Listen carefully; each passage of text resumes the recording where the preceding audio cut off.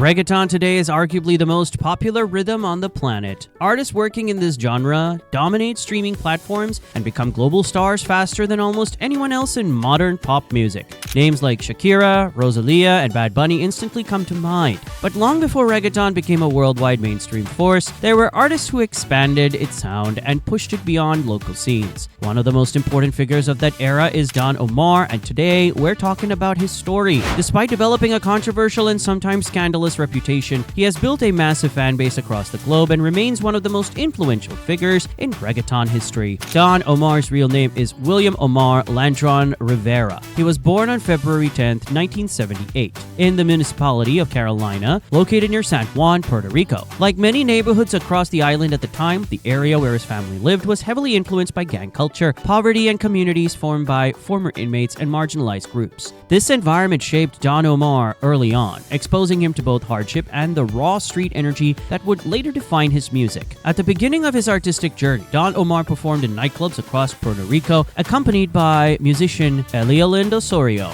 Elio played a crucial role in his career, introducing him to influential DJs and connecting him with key producers such as Looney Tunes, Noriega, and DJ Eric. These connections helped Don Omar move from local performances to professional studio recordings. Soon after, he began collaborating with the popular Puerto Rican reggaeton duo Hector and Tito, who were already making waves in the genre. One member of the duo, deeply interested in blending hip-hop with Latin American and Caribbean sounds, recognized Don Omar's unique contribution to several tracks. In 2003, this support helped Don Omar record his debut solo album, The Last Dawn. The album was a collaborative effort featuring artists such as Daddy Yankee, Hector Delgado, and Trebol Clan, and it instantly propelled Don Omar into the spotlight. Thanks to hit singles like Dale Don Dale, Dile, and Ito Cabo, the album reached the top of the Latin music charts, eventually becoming the second highest ranked Latin release at the time. It quickly achieved gold certification, confirming Don Omar as a major new force in reggaeton. During the same period, Don Omar released Bandoleros, a collaboration with Tego Calderon.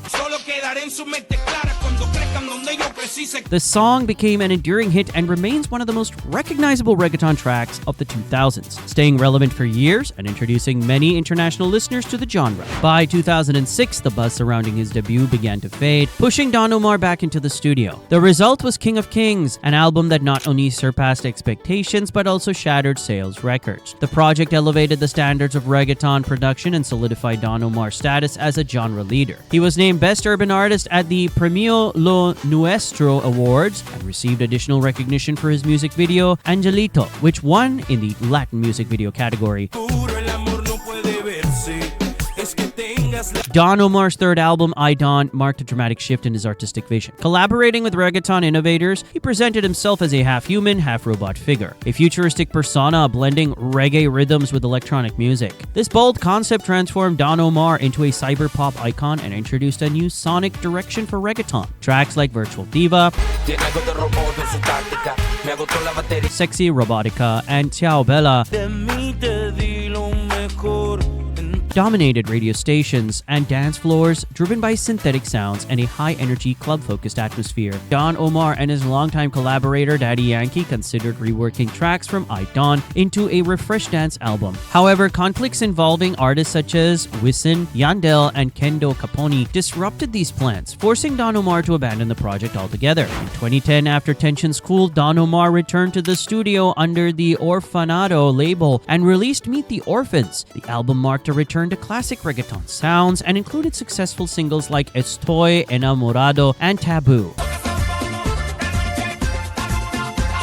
These tracks performed strongly and, along with Bandoleros, were featured in blockbuster films such as Fast 5 and Fast and Furious 6. Another global hit from this era was Danza Kuduro, recorded with Lucenzo. Continuing his tradition of collaboration, Don Omar worked on a follow-up project with artists like Natti, Natasha, and the American duo Zion and Lennox. The album aimed to introduce a new wave of reggaeton talent while maintaining Don Omar's signature sound. After that, Don Omar entered a quieter period. For nearly 4 years, his presence was limited to select performances audiences alongside artists like Natti, Natasha, Shakira, and Plan B. Then, in 2019, he returned with the last album. Unfortunately, the project was met with a lukewarm reception, failed to chart, and was largely overlooked by listeners. In 2023, he released Forever King, followed by Los Bandoleros a year later. Mistakes from the 2019 release were addressed, and the newer projects featured tracks that resonated strongly with fans, reminding audiences why Don Omar earned his legendary status in the first place. How do you feel about Don Omar's music? Do you think his later work lives up to his legacy? Let's discuss it in the comments.